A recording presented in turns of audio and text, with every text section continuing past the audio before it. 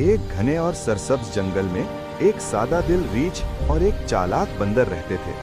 Look over बंदर there. हमेशा The अपनी trees are अक्ल full of से fruits. रीछ से मेहनत करवाता और खुद आराम से फायदा उठाता रहता। रीछ खामोशी से सब कुछ बर्दाश्त करता रहा। एक दिन अचानक जंगल में आग लग गई। जानवर खौफजदा हो गए। बंदर फौरन एक ऊंचे दरख्त पर चढ़ गया, जबकि रीछ आग में फंस गया। रीछ ने मदद के लिए पुकारा, मगर बंदर ने साथ न दिया। काफी कोशिश के बाद रीछ ने अपनी ताकत और हौसले से खुद को बचा लिया। उस दिन उसे समझ आ गई कि जो दोस्त मुश्किल वक्त में